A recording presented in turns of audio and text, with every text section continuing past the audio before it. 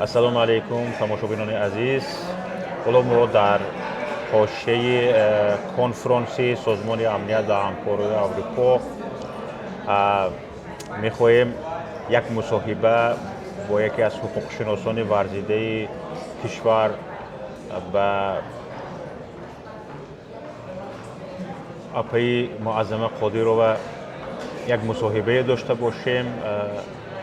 ایشان تجربه وکیل دفاع بودن رو هم دارن و توسط ایشان صدها نفر شهروندانی که مشکلات حقوقی داشتن حقوقشان حفظ شده است. یعنی نفری هستند که نبض حقوقی جامعه در دستشان است.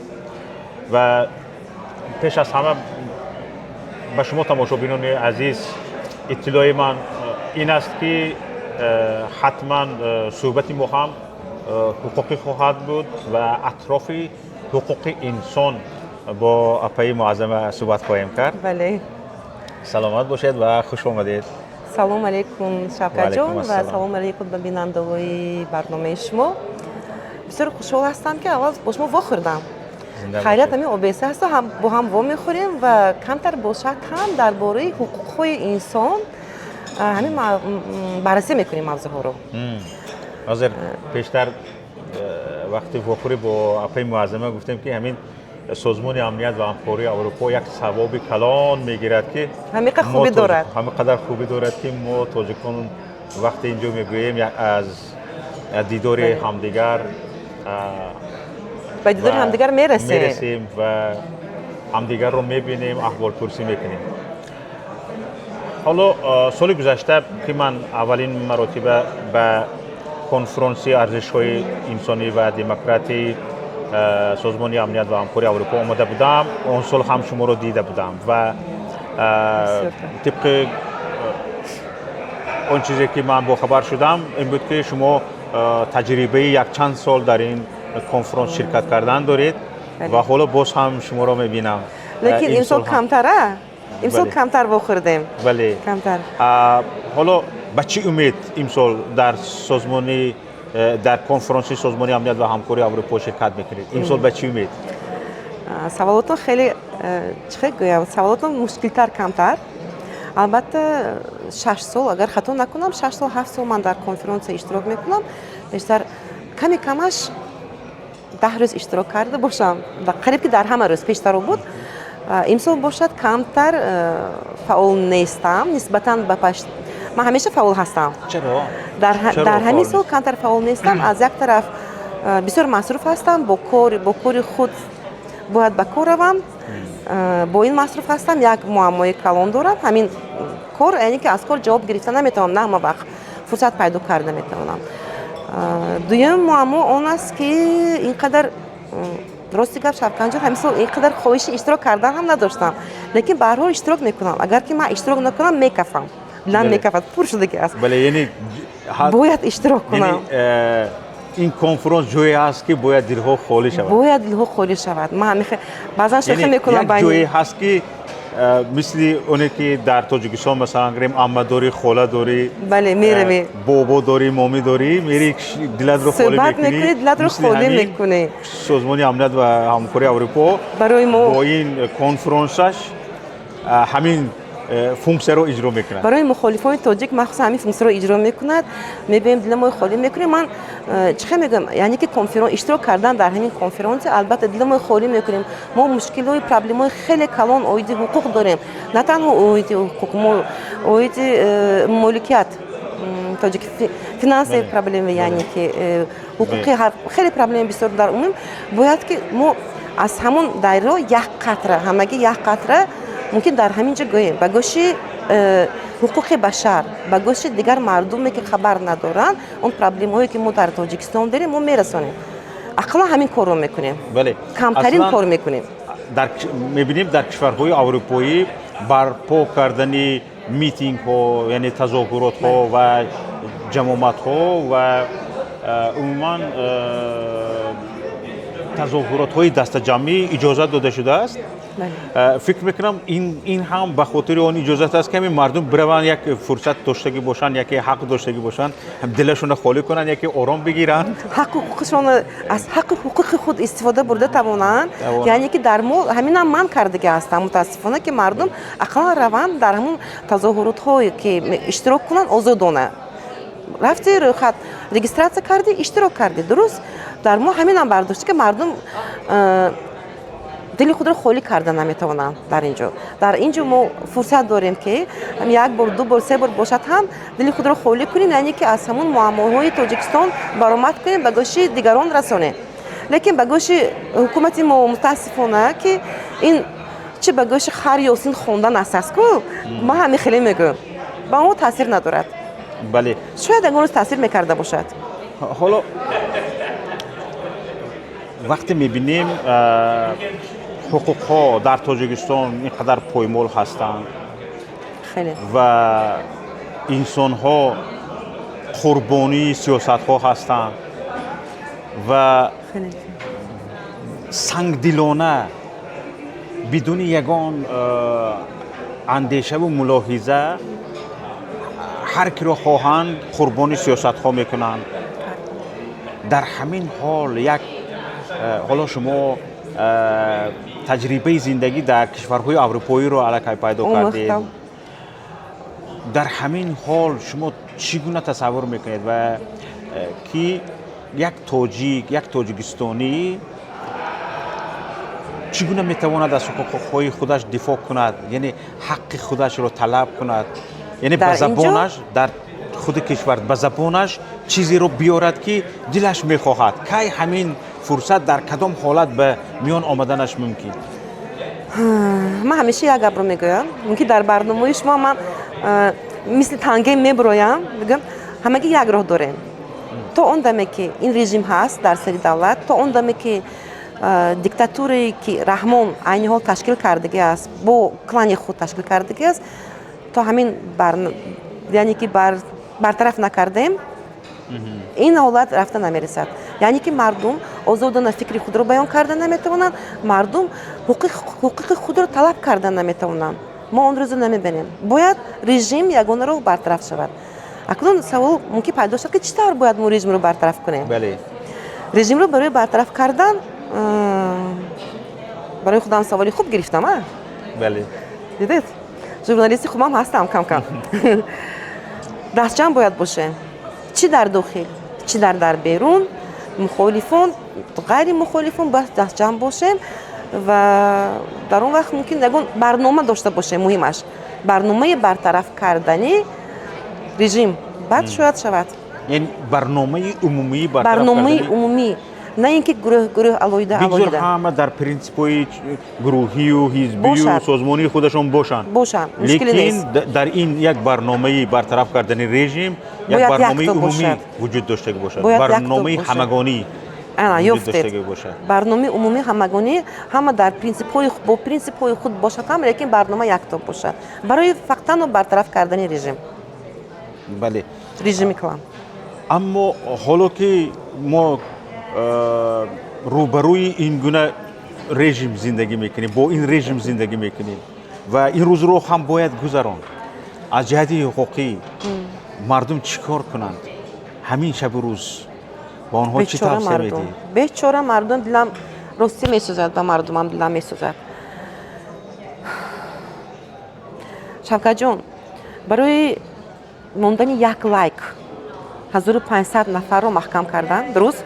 عین حال در زندان ها هستند. بله. از جمله برادری من. از جمله برادری شما. من بسیار نفر رو برای لایک حتی چی گناه دارد هیچ کس نمیداند. گناه دارد، گناه ندارد، پس پنجره روان میکند این رژیم دیکتاتوری ظالم. مردم موسفیدان 80 ساله مردهشون میبراید. نه تنها موسفیدان، جوانان تو رو که محبس کردن به زندان که رفتی برگشته برآمدن تو این امری محال است. اگر که خوشبخت باشه شاید برگشته برای همون هم کسلی شده میبره. اگر که نباشد تمام این حتی یک سالی که تو رو به زندان روان میکند، نگون نفر رو روان میکند، این علاقه смертный приговор است در زندان های تاجیکستان ما. مردم چطور باید از حقوق های خود دفاع کنند، درست؟ راستی گپ адвокатҳои бисёр хубам ҳастанд дар Тоҷикистон, лекин дасту пӯи онҳо баста аст. онҳо озодона фаъолият карда мо фикр наметавонанд. накунем ки дар Тоҷикистон адвокатҳои хуб нестанду аз ҷудоӣ кор намебароянд. ҳастанд, аммо дасти пӯи онҳо баста аст. онҳо гӯё ки дар зиндон қарор доранд. Тоҷикистон айни ҳол барои он зиндон аст. ба иззати нафси шумо нарасад. ман доим дар баромадҳоям мегӯям ки дар Тоҷикистон адвокат фақат миёнарав байни гунаҳгоршавандаю мутаассифона суд аст, яъне додгоҳ аст. оё чунин аст? дуруст фикр мекунам. мутаассифона чунин ҳам ҳастанд чунин адвокатҳо, зеро агар ки қонун ҳуқуқ агар аз рӯи дар китоб манихи китобҳо монад, Шавкатҷон, вай қонун нест. қонуне ки адвокатура ҳаст фақат дар китоб мондагааст, иҷро карда намешавад. ба ҷои верховенства закона верховенство власти. Верховенство власти, верховенство коррупции идет у нас. Вот это. Мы можем открыто сказать, что у нас верховенство коррупции идет. На место верховенства власти, верховенство закона. Ба ҷои волоияти қонун, волоияти шахсият. Шахсияту клани ва коррупция бештар болотар меистад. Мардуми бечора танҳо метавонад муроҷиат кунад. Ягона роҳ ҳамин ҳаст ки фақат роҳи навистан. Не, нигоҳ кунед, ҳоло шумо ҳамчун ҳуқуқшинос дар пеши ман ҳастед. Ана нигоҳ кунед, майлаш мардум ба сиёсат даст назанад, чӣ хел ки Эмомалӣ Раҳмонов ту ҷиноят кардӣ, сиёсат кардӣ, ба сиёсат дахолат кардӣ, ту ҷиноят кардӣ. Яъне ба ҷавобгарӣ кашида мешавӣ. Ҳатман, бале. Аммо бигзор ба сиёсат даст назанад. Лекин аз баъзе ҳуқуқҳои кӯчак ҳаст ки инсон ақаллан як элементарни чизҳоро талаб кунад, риоя кунад. Масалан, гирем худашро равад дар рӯйхати бекорон сабти ном кунад. Аз маблағ гирад. аз мақомот дархост кунад ки ё ба ман ҷои кори ёфта бите, ё ин ки сабади истеъмолии маро пур кун. ин ҳаққи шаҳрвандиаш аст ва ин чиз вазифаи давлат аст. Як давлат агар ҳамин тасаввуротро надоштагӣ бошад ки ба ин шаҳрванд ҷои кор ёфта диҳад, ё агар ҷои кор ёфта натавонист сабади истеъмолиашро пур кунад. бале метавонад 75 сум ақаллан мегирад ку ким чамо 75 сум бош, пеш 75 сум буд, ҳозир намедонам, шояд камтар баланд шудагӣ бошад, 100 сум бигзор. ҳамин сабади истеъмолӣ яъне чи дар дохили он сабади истеъмолӣ барои як нафар дорупулӣ бошад, хурду хӯроки як моҳа бошад, ақаллан баъзе чизҳо ақаллан сабес ниёзҳои аввалия бошад дар ӯ сабади як моҳаш ки ӯро бояд давлат пардохт кунад. Анакнун яъне хурунамур ақаллан ҳаминро давлат вазифадор аст ки барои як нафари бекор бидиҳад. вазифадор аст, бояд диҳад. лекин мардуми мо ки аз ҳуқуқ намедонанд, хабардор надоранд, ҳамин чунин қонунҳо аст. мо бояд ҳаминро метавонем равем дар хато накунам 80% мардуми мо бекор аст. Бекор аст. Раванд худро номнавис кунанд, дар рӯйхат истанд, ва како маблағ гиранд. камтар бошад. Инам ҳуқуқи онҳо ҳаст, яъне ки он нафароне ки мисол хизмат мекунанд, дар хизмат мераванд, ин хеле муҳим аст айни ҳол. Ба хизмат мераванд, ба онҳо маблағ ҷудо карда мешавад. вақте ки хизматро тамом карданд, онҳо бояд он маошашонро бигиранд. Яъне аллакай ягон нафар ман боварим то як моҳи баргашт баъд аз баргашташон бояд ба давлат ба мақомоти зирабт муроҷиат кунанд ва маблағи онҳоро бидиҳад. Яъне маблағи ин маблағ чӣ ном дошт? Яъне маоши ҳамин хел аст ки яъне шумо бояд ин маблағро бигиред ва давоми зиндагии худро барқарор кунед. он нафароне ки дар хизмат карданд, дар ҳарбӣ хизмат карданд, дуруст, дар артиш бояд пеш не вақте аз хизмат баргашти ҳатман муроҷиат кунед ин маблағи туро битиҳад давлат. чӣ хеле ки ман медонистам пеш аз баромадани он нафарон, як рӯз ду рӯз пеш аз баромадан бояд ин маблағро диҳанд. Бояд ин маблағ пардохт карда шавад. Онҳо бо маблағ аз хизмати ҳарбӣ биёянд. лекин ман надидиам, нашунидиам ки ягон нафар дар Тоҷикистон аз ҳамин ҳуқуқи худ истифода бурда бошад. Оддитарин ҳуқуқ. Оддитарин, ақаллан ҳаминро истифода баранд. Инро бояд кор кард, бояд фаҳмонд. Телевизионҳо, радиоҳо бояд ҳамин ҳуқуқҳое ки оддитарин мардум истифода барад, бояд фаҳмонанд. яъне ки бо ҳимоятгаро ман хеле кам аст дар Тоҷикистон ин. مثلا یک در تاجیکستان قاعده این است که همین که مکتب رو ختم کردی و همین که مبلغ تمام شد باید تو مهاجر شوی. باید که تو مهاجر شوی. همین به شما سوال این است وقتی که همین فکری که به شهروند تحمیل می شود پولت تمام شد جای تو تاجیکستان نیست حتما سفر کن برو نونکوبی мотивация как бы, да, یعنی Россия. نونکوبی باید بروی. آیا خودی همین نقص دولتداری نیست که یک 100%. شهروند هیچ امید از امید دولتش ندارد از کشورش ندارد که نه پولش تمام شد یک جای کار پیدا میکند و اونجا وزارت مهنت دارد وزارت مهنت فعالیت دارد مبلغ معاش میگیرن و حتما در ثبت نام کرده است در وزارت مهنت و حتما چیکار کند کار کند و دوام زندگیش میرود. لیکن یک شهروند وقتی که پولش به تمام شوی نزدیک می شود الکی میگوید که من باید سفر کنم الکی وقتی سفر اومد. یعنی که همین آیا نقص دولتداری نیست؟ این نقص کلونی یکم نقص کلونی دولتداری هست. اونها یعنی امید ندارن. امید شهروند از دولت. بله اونها امید ندارن. اون من که در همون دولت کشوری که خود زندگی میکنه در تاجیکستان گفته شما امروز که به پول موند به ناموند باید سفر کند به روسیه. روسیه با اونجا میره این رو به شوکت جان غلامی رو به گردن میگیرن. مردم ما غلامی رو به گردن میگیرد کار میکند یا مردهش میبود در همون جا او زنده یا مرده. اون مبلغ نوچیز رو کار میکند این اون رو حاضر چخل من شما درست‌تر گویم یعنی که ناامیدی مردم این علاقه مفلس شدن دولت است. نشانه مفلسی دولت ما علاقه مفلس شدگی است. یعنی برای همون مردم برای پیدا کردن یک برده نان خود به دیگر کشورها سفر میکنن غلامی رو به گردن میگیرن. حالا اون که باید حکومت دولت باید مردم خود رو حداقل با نان تامین کرده تاند. در اون وقتی که تمام کارخانه ها رو گرفتن از خود کردن کار کردن نتونستن پس از جنگ تا حالا نه завод دارن نه فابریکا دارن درست اگر بودگیش هم از خود کردن مردم بیکار میماند. آنها فکری завод فابریکا завод یگون کارخانه تامین پوشیدن و مردم کار تامین کردن ندارن. آنها فقط فکری کاروپسی دارن کیسه رو جمع کنن مبلغ رو جمع کنن خیلی ممکن با از خارجی یک 10 ویله دیگه میخرن پول میبرن با شویتزاری دیگه گرفتن نمیتونن. تمام نمیکنن. یک شهروند از کشورش خارج شد حفظ حقوق آن به گردن کی است؟ خودش به خودش است یا یگان نهاد است کشور است یگان دولتی است که از حقوق وی دفاع میکنه یا کشوری میزبان اساساً باید از حقوق او کی دفاع کنه؟ یک کشوری که بیرون است یک نفری که بیرون از کشور شد.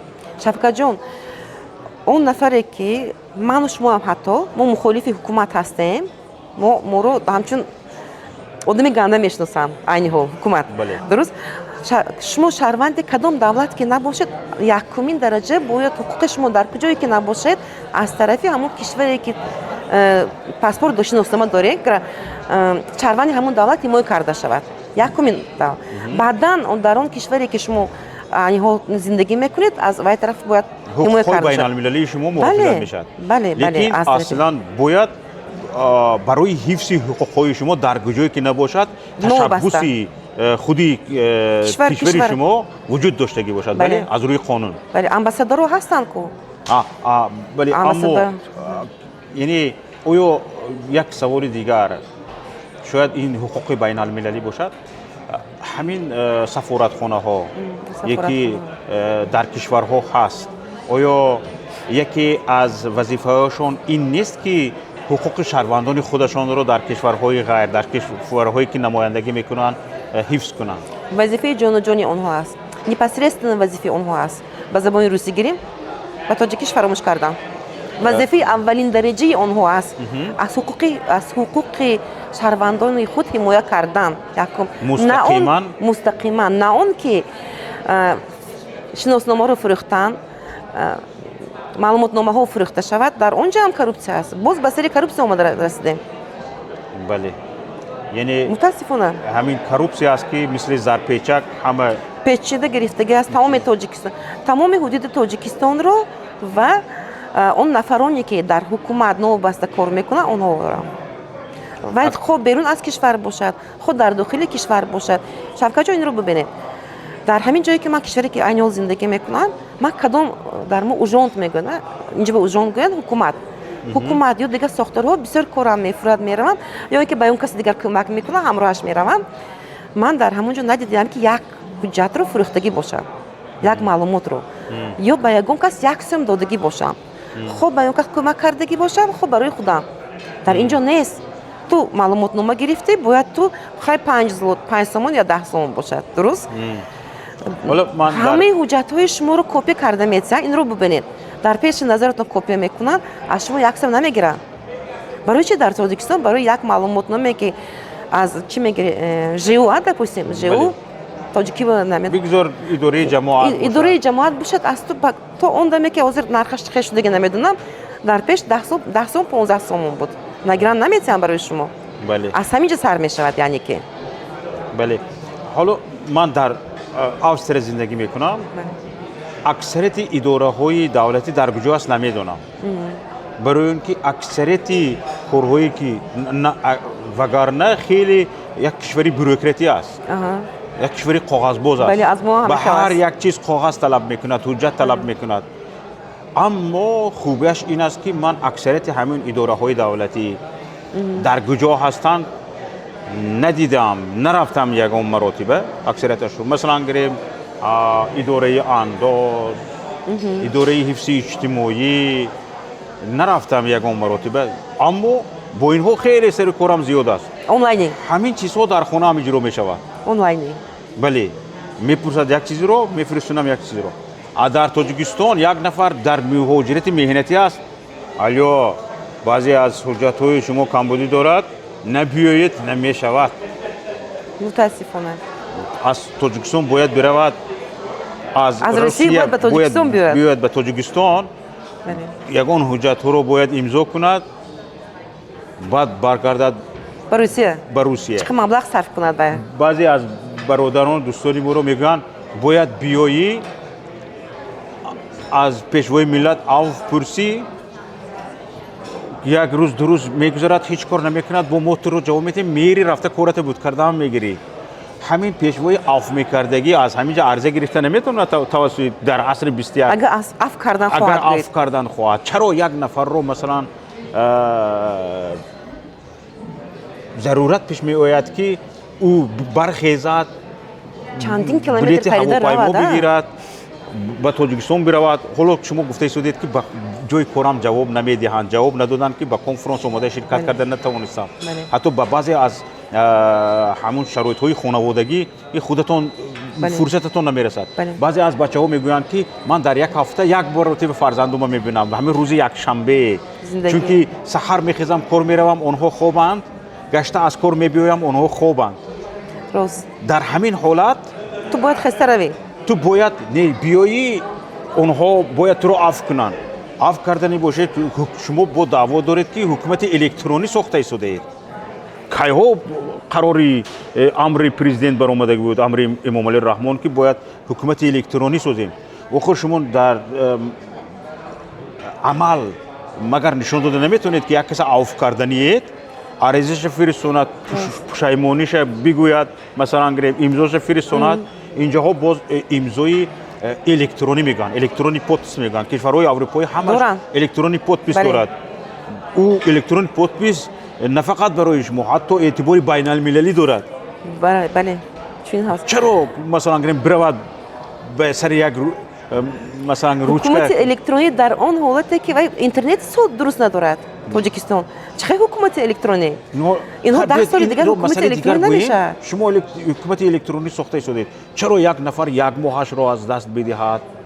як моҳро аз даст додӣ, тақрибан 3-4 ҳазор евроро аз даст медиҳӣ. вақте 3-4 ҳазор евроро аз даст додӣ, ҳам пули газ, пули об, пули барқ, масалан гирем ҳам бисёр чизҳоро аз даст медиҳӣ. яъне چرا این طور نباشد؟ کشور ما رو با این کشورها برابر کردن نمیتونیم. برای چیزی الیمنتری از این برای ما الیمنتری است در جایی که زندگی میکنیم. در جای شما زندگی میکنید، در جای من زندگی میکنم. درست گفتید، بسیاری چی با طریق الکترونی آنلاین حل میکنیم. درست؟ در تاجیکستان هوای از پول میمونن شوکت جان. коррупция پول کی گیرد بعد؟ یعنی راههای پول ستانی کمتر میشود. بله. سپرافکه برای کی فروشن؟ موندومی که آنلاین کردن، الکترونیک کردن، همش از بین میرود. درست؟ این با کیسه دیگر با کیسه ویو میشه خراب. برای همین یکی از این حکومت الکترونی میکنه، میگه من باوری ندارم با این 5 سال 10 سال حکومت الکترونی نمیشد. با اون چیزی که این حوزه تاکتیک برده ایستادن، تاکتیک که گویا که با این نبینده عقل سالم قبول نمیکند. در اون اینترنت رو که تو سوس کرده، گویا مردم خبردار نشون از بیرون. در بیرون چی گپ خبر شده است؟ با کدام عقل؟ در حالتی که تکنیک در همه جا ترقیات کرده ایستادن. اینترنت رو سوس کردی، تجارت رو از بین میبری، تجارتی اصل 21 رو از بین میبری. بله. تمامی معامله های آنلاین رو از بین میبری. 100%. یعنی اینوستر ها رو، سرمایه گذاری ها رو از دست میدهی، اونها رو میترسونی. مثلا گریم یک نفر در تاجیکستان فعالیت تجارتی میبرد، اینوسترش سرمایه گذارش در خارج است. اون نمیتواند یک این مناسبت آنلاینی، مناسبت الکترونی برقرار کند. با اون اینترنتی که در بالای سنبقه میرد اکجو. بله، با این اینوستر ها رو میترسونی، سرمایه گذاران رو یعنی میترسونی و بیچاره تاجیکی رو، بیچاره شهروند رو به انزوا میبری، یعنی به کنجک راست میکنی. در این حالت تو چه خیلی دعوا میکنی که این عادی‌ترین حقوق‌های درباره‌اش کردن، حقوق‌های فوندامنتالی. بله. این چیزهای بسیار نته به مردم. همین یک چیزهایی که در عصر 21 همش ته اقلا حاضرش به همین چیزهای لازمی رو هم چی میگو بروشی سامی первый необходимости. первый необходимость. У нас первой необходимости нету. اقلا اینوستر، شما اینوستر گپی خوب گفتید، اینوستر رو از دست میدن.